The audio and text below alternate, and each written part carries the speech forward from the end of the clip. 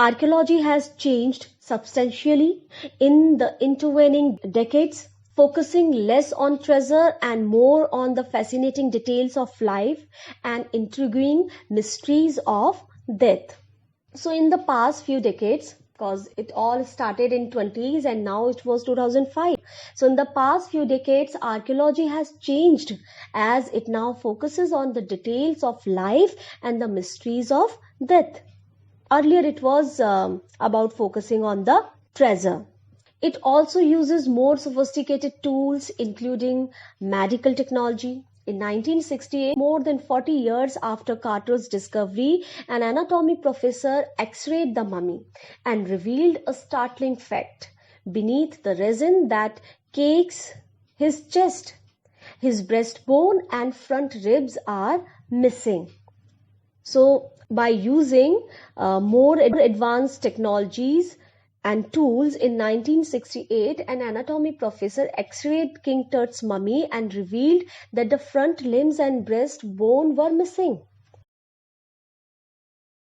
Today, diagnostic imaging can be done with computed tomography or CT, by which hundreds of x-rays in cross-section are put together like slices of bread to create a three-dimensional virtual body. So computed tomography, that is CT scan only. It's a three-dimensional scan of a body with the help of hundreds of x-rays in cross-section together.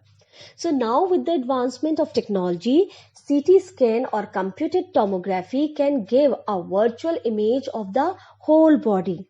So in images and all, when you search for this Tut and you find the image of the face, the actual face and all. So that is all based on that x-rays, that technologies only. Otherwise, mummy doesn't have that fresh body.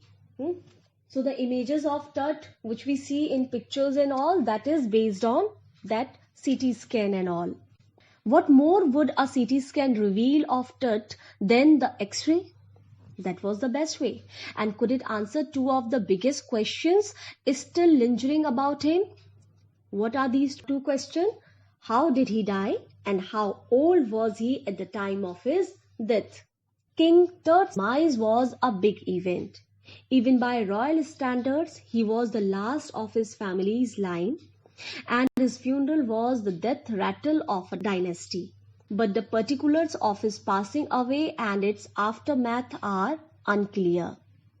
So his death was a shock to the royals. Also, he was the last person of his family, and his funeral indicated the diminishment of his dynasty, because after that, the Pharaoh dynasty ended. However, what happened after his death is still not clear. Amenhotep III, Tut's father or grandfather, was a powerful pharaoh who ruled for almost 4 decades at the height of the 18th dynasty's golden age. His son Amenhotep IV succeeded him and initiated one of the strangest periods in the history of ancient Egypt. The new pharaoh promoted the worship of the Aten, the sun disk, changed his name to Akhenaten or servant of the Aten, and moved the religious capital from the old city of Thebes to the new city of Akhenaten, known now as Amarna. So here, the writer describes Tut's ancestors. Tut's father or grandfather Amenhotep III was a very powerful pharaoh who ruled over a period of 40 years. Then his son Amenhotep IV succeeded him and began the strangest period in the history of Egypt. Amenhotep IV promoted the worship of Aten, and he changed his name to Akhenaten, meaning servant of the Aten. He also shifted the religious capital from Thebes to the new city of Akhenaten, called Amarna at present time. He further shocked the country by attacking Amun, a major god, smacking his images and closing his temples. It must have been a horrific time, said Ray Johnson, director of the University of Chicago's Research Center in Luxor, the site of ancient Thebes. The family that had ruled for centuries was coming to an end. And then Akhenaten went a little wacky. So here, then he attacked Amun, a god, smashed his images and closed his temples. So, observing all these incidents, Ray Johnson, director of the University of Chicago, said it must have been a bad time for the empire, as the family who ruled for centuries came to an end, and Akhenaten moved in an odd direction.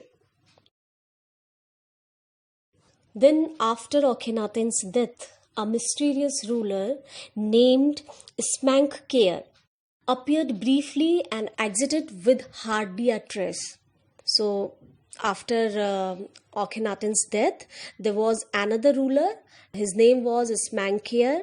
This ruler came and died soon. There is not much trace of his ruling.